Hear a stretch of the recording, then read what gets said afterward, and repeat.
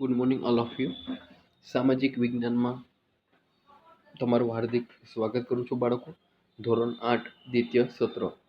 આની પહેલાં આપણે ચેપ્ટર નંબર 1 વિશે ચર્ચા કરી હતી અને તેના પાર્ટ 1 અને પાર્ટ 2 તરીકે વિડીયો બરાબર ની લિંક આપણે મોકલેલી છે ગ્રુપમાં.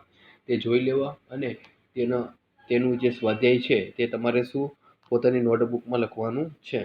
તો ચાલો આપણે આજે ચાલુ કરીએ ચેપ્ટર નંબર 2, પર્યાવરણીય પ્રદૂષણ. બરાબર, પર્યાવરણીય પ્રદૂષણ આપણે જોઈ શકીએ છીએ કે આધુનિક સમયમાં જે લોકો અને દેશનો વિકાસ થતો જાય છે તેની સામે આપણે કુદરતનો જે વિનાશ કરતા જઈ રહ્યા છે, જેમાં વનસ્પતિ, પ્રાણીઓ, પશુ, પંખીઓ બધાનો સમાવેશ થાય. હું તમને એક ખ્યાલ કહું, જો આપણે બીજાના ઘરને નુકસાન પહોંચાડશું તો આપણા ઘરને પણ સ્વાભાવિક રીતે શું થશે? નુકસાન થશે. બરાબર, તે એક પ્રકારનો કુદરતી નિયમ આપણે ગણાવી શકીએ છીએ. બરાબર, તે તમે એક ચિત્રમાં જોઈ શકો છો કે જે બે પક્ષીઓ છે. બરાબર, અને એક કોષ્ટકમાં સરસ રીતે લખેલું છે કે હવે આપણે ક્યાં જઈશું. કેમ કે આપણે તેનું ઘર તોડી નાખ્યું છે સ્વાભાવિક રીતે. તો બરાબર, તો તેમનું ઘર તોડ્યું અને એવી રીતે જો આપણું ઘર તોડવામાં આવે તો આપણને કેવું લાગે? બરાબર, પરંતુ આ તો તે પ્રાણીઓ પક્ષીઓ બોલી પણ શકતા નથી. બરાબર, તમે તે 2.1 પ્રદૂષણની સજીવ સૃષ્ટિ પર થતી અસરો વિશે આ પાઠમાં આપણે ચર્ચા કરવાના છીએ. બરાબર, જે ચિત્રમાં તમે જોઈ શકો છો કે જે ઝાડ છે અલગ અલગ તમે કેવી રીતે કપાણ કરેલા છે, કેવી રીતે કાપી નાખેલા છે, તે તમે આખું ચિત્ર સ્વરૂપે જોઈ શકો છો. બરાબર, આ જે પક્ષીઓના ઈંડા, અને તમે છેલ્લે જોઈ શકો છો કે પ્રદૂષણનું પ્રમાણ દિવસે દિવસે કેટલું વધતું જાય છે. તેમાં આપણે જોઈ શકીએ કે વાયુ પ્રદૂષણ, જમીનનું પ્રદૂષણ, પાણી પ્રદૂષણ.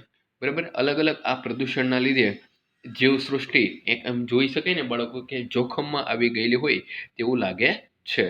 ચલો, વિકાસ માનવીનો અધિકાર છે, એટલે અને જેમાં વિકાસ થયો હોય કે દેખાતો હોય ત્યારે તે વિકાસનો શું કહી શકે છે? પૂરો અધિકાર કહી શકાય છે. બરાબર, આમાં આ પેરેગ્રાફમાં કહેવા માંગે છે વિકાસ કરવો એ માનવીનો અધિકાર છે અને વિકાસ હોય કે દેખાય તો તેને વિકસાવવાનો પૂરો અધિકાર છે. બરાબર, ઔદ્યોગિક ક્રાંતિ પછી વિજ્ઞાનની શોધ થવાથી યંત્ર વિજ્ઞાનને વિકાસની મોટી તકો ખોલી આપી છે. આ વિકાસથી માનવ જીવનમાં આમૂલ પરિવર્તનો આવ્યા છે.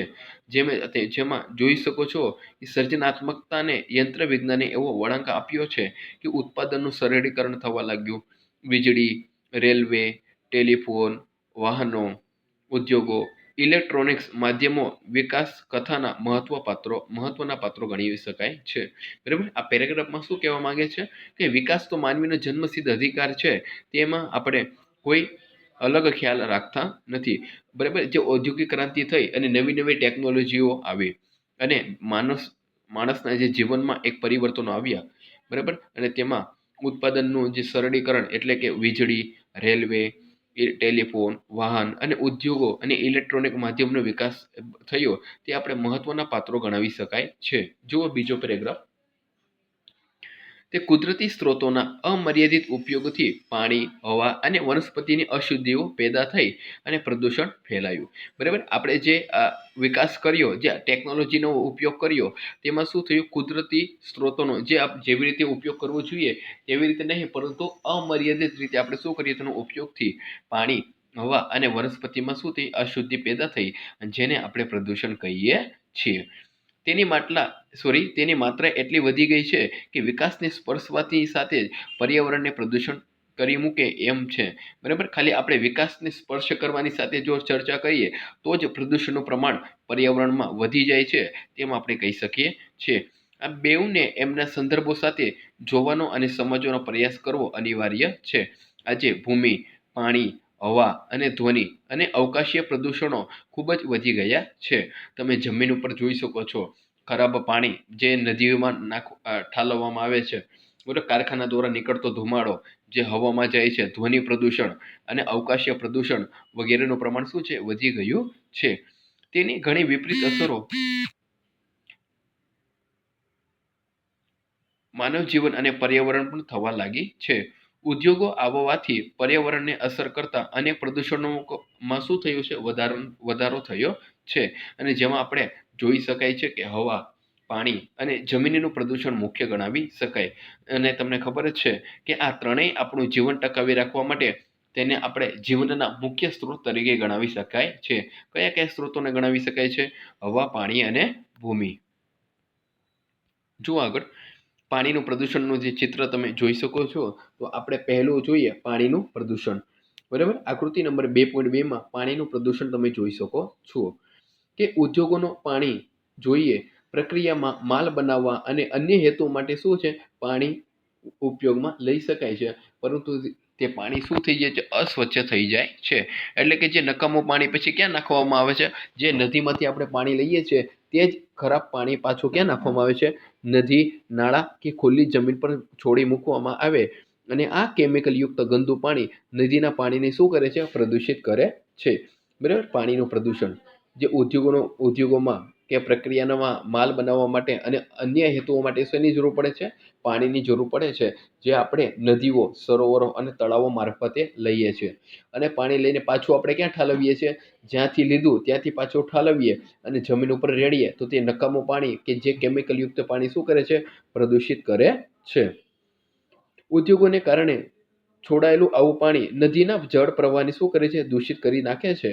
વળી જમીન પર ખુલ્લામાં છોડી દેવાયેલું પાણી જમીનમાં શું કરે છે? ઊંડે સુધી ઉતરે છે. આ પાણી ભૂમિગત જળને પણ પ્રદૂષિત કરે. ભૂમિગત જળ એટલે કે જમીનની અંદર જે પાણી તમને જોવા મળે ને, બરાબર, તેને ભૂમિગત જળ કહેવામાં આવે છે. અને આજે આ શહેરીકરણને લીધે આ જે પ્રદૂષણનું પ્રમાણ છે તે ખૂબ જ વધી ગયું છે. જેમાં આપણે જોઈ શકાય કે શહેરની ગટરના પાણી પણ નદીઓ અને તળાવમાં છોડી દેવામાં આવે છે. બરાબર, શહેરોમાં જે અલગ અલગ ગટરનું જે ગંદુ પાણી છે, જે કેમિકલ યુક્ત પાણી કારખાનાઓનું હોય છે, તે ફરી ક્યાં છોડવામાં આવે છે? નદીઓ અને તળાવમાં છોડી દેવામાં આવે છે, જે પાણીના પ્રદૂષણની મોટી સમસ્યા ઊભી કરે. આજે ઔદ્યોગિકરણથી વરસાદના પાણી પણ પ્રદૂષિત બન્યા છે. બરાબર, જે ઔદ્યોગિકરણથી તમને ખબર છે કે આપણે ગ્લોબલ વોર્મિંગ એટલે એમાં તમે જોયું છે કે ઓઝોનના સ્તરમાં ગાબડા પડ્યા. આ તમે આપણે સામાજિક વિજ્ઞાનમાં, બરાબર, અને વિજ્ઞાન અને ટેકનોલોજીમાં અલગ અલગ ચેપ્ટર વિશે તમે આમાં જાણકારી મેળવશો કે આપણા જે વાતાવરણમાં 3 લેયર આવેલા છે, જેને આપણે ઓઝોનનો સ્તર કહેવાય. બરાબર, જે સૂર્યના કિરણો છે, બરાબર, તેના ઉપર પડે અને આપણા જમીન ઉપર ત્રાસા પડે છે. જો સીધા કિરણો પડે તો ગરમીનું પ્રમાણ વધી જાય કે ન વધી જાય બાળકો? હા સાહેબ, વધી જાય ને. તો તેના માટે કુદરતે એટલે ભગવાને 3 લેયર બનાવેલા છે, જેને આપણે શું કહીએ છીએ? ઓઝોનનો સ્તર કહીએ છીએ. જેમાં તમને ખબર છે કે આપણે જે વાયુ છોડીએ તેને શું કયો વાયુ કહેવાય છે? કાર્બન ડાયોક્સાઇડનો વાયુ કહેવાય. અને તે વાયુ ઉપર જઈને, બરાબર, તે ઓઝોનના સ્તરમાં ગાબડા પાડ્યા છે.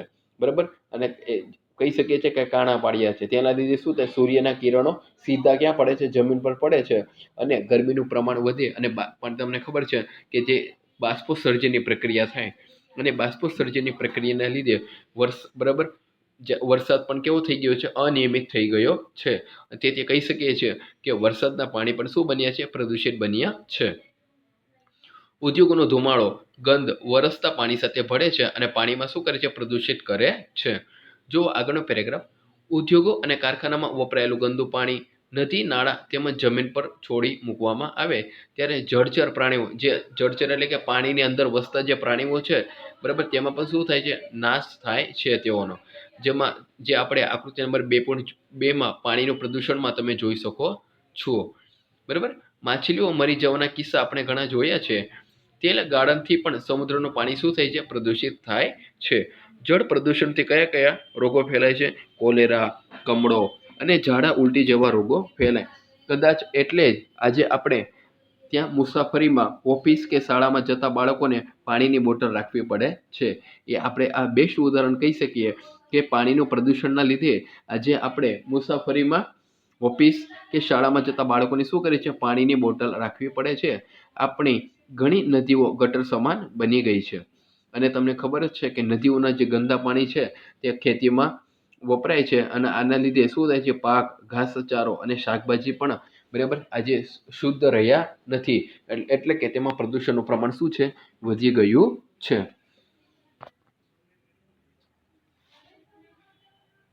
દરેક વર્ગની વ્યક્તિ કે રાજકારણી હોય, ખેડૂત, ઉદ્યોગપતિ, શિક્ષિત વ્યક્તિ, થોડી શિક્ષિત વ્યક્તિ, કારીગર કે કર્મચારી પ્રજાના હિત વિરુદ્ધ ચેડા કરતા પણ જરા અચકાતા નથી. બરાબર, જે સમાજે નુકસાન થાય, બરાબર, તેવી રીતે જ આ ખરાબ પ્રવૃત્તિ કરવામાં, આ પ્રદૂષણ ફેલાવવામાં તેઓ જરા પણ અચકાતા નથી. ઉદ્યોગોના પાણીને શુદ્ધ કરી નદી નાળામાં છોડવા જોઈએ. સરકારે ઉદ્યોગો માટે શું કરવું જોઈએ? કડક નિયંત્રણ કરવા જોઈએ અને આપણે પાણીનો શું કરવું જોઈએ? વિવેકપૂર્ણ ઉપયોગ કરવો જોઈએ.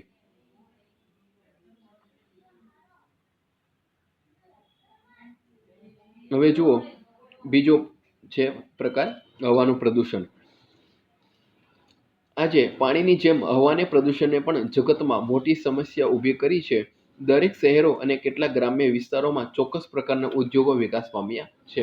બરાબર, પહેલા તો શહેરોમાં તમને આ જે ઉદ્યોગો જોવા મળતા હતા, બરાબર, તે હવે ગામડામાં પણ વિકાસ પામ્યા છે અને તેઓનો જે કારખાનાનો ધુમાડો ક્યાં જાય છે?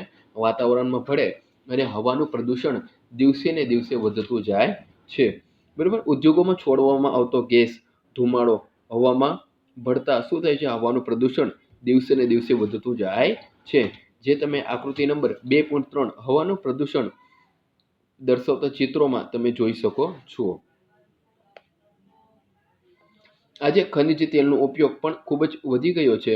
પેટ્રોલ અને ડીઝલથી ચાલતા વાહનો હવામાં ધુમાડો અને વાયુઓ જેવા કે નાઇટ્રસ ઓક્સાઇડ, કાર્બન મોનોક્સાઇડ, બેન્ઝોપાયરીન અને કાર્બન ડાયોક્સાઇડ ભેળવે છે. જે આ પેટ્રોલ અને ડીઝલથી ચાલતા વાહનો છે તે કયા કયા વાયુ અને ધુમાડો ઉત્પન્ન કરે છે? બરાબર, તેનું નામ નાઇટ્રસ ઓક્સાઇડ, કાર્બન મોનોક્સાઇડ, બેન્ઝોપાયરીન અને કાર્બન ડાયોક્સાઇડ ભેળવે છે. જેથી શું થાય છે? હવામાં આવા વાયુનું પ્રમાણ ખૂબ વધી ગયું છે અને આજે જોઈ શકાય છે કે જંગલોમાં પણ મોટા પ્રમાણમાં કપાવવાથી હવાનું પ્રદૂષણ છે, બરાબર, દિવસે દિવસે વધતું ગયું છે. જંગલનું પ્રમાણ, બરાબર, માણસ પોતાની જે લાલચ છે, પોતાની જરૂરિયાત કરતાં વધારે પ્રમાણમાં જે જંગલો કાપે છે, બરાબર, તેનાથી શું થાય છે? હવાનું પ્રદૂષણ વધી ગયું છે. કેમ કે તમને આગલા ધોરણમાં ભણી ગયા છો કે ઓક્સિજનનું પ્રમાણ, બરાબર, સૌથી વધારે વૃક્ષો આપે છે અને આપણે જે કાર્બન ડાયોક્સાઇડ વાયુ છોડીએ છીએ તેનું ગ્રહણ કરે છે. અને જો વૃક્ષો જો કાપવામાં આવે તો શું થશે? કાર્બન ડાયોક્સાઇડનું પ્રમાણ વધી જશે, બરાબર, અને તેના લીધે જે નુકસાન છે, જે હવાનું પ્રદૂષણ છે, તે દિવસે દિવસે વધતું જશે. બરાબર, આમાં વૃક્ષો અને વનસ્પતિ ઓછી થતાં શું થાય છે? હવામાં ધૂળના જે રજકણો છે ઉડીને ભળે છે. વૃક્ષો ઓછા થવાથી ઝેરી વાયુ જેમ CO2, તેને શું કહીએ છીએ બાળકો આપણે? કાર્બન ડાયોક્સાઇડ વાયુનું પ્રમાણ વધી ગયું છે. જેને લીધે ગ્લોબલ વોર્મિંગ જેવી મોટી જે સમસ્યા છે તે એક વ્યાપક બની ગઈ છે. જુઓ આગળ, હવાના પ્રદૂષણથી ફેફસાની બીમારી, દમ, હાંફણ જેવા રોગો ઉત્પન્ન થયા છે. જે હવાના પ્રદૂષણના લીધે, બરાબર, મેં તમને કીધું કે CO2 એટલે કે કાર્બન ડાયોક્સાઇડનું પ્રમાણ જે વધી ગયું છે તેના લીધે ફેફસાની શું છે? બીમારી, દમ, હાંફણ જેવા જે રોગો ઉત્પન્ન થયા છે. હવામાં ઉડતા ધૂળના રજકણોથી શરદી, ઉધરસ અને ખાંસી જેવા રોગો થાય છે. વધુ પડતા પ્રદૂષણથી ગુંગળાઈને ઘણા પ્રાણીઓનું શું થાય છે? મૃત્યુ પણ થયા છે. આ બધું કેના લીધે થાય છે? બરાબર, હવાનું જે પ્રદૂષણ થાય છે તેના લીધે આ જે કાર્બન ડાયોક્સાઇડનું પ્રમાણ વધી જાય તો ઘણા જે પ્રદૂષણથી ગુંગળાઈને ઘણા પ્રાણીઓનું શું થાય છે? મૃત્યુ પણ થયા છે. બરાબર, હવાના પ્રદૂષણથી ગરમી પણ વધી ગઈ છે અને કેટલીક વાર આવા વાયુઓ વરસાદ સાથે ભળતા એસિડ વરસાદ પણ થાય છે અને તેના લીધે વનસ્પતિ અને પ્રાણીનું પણ ખૂબ જ મોટું નુકસાન આપણે જોવા મળે છે.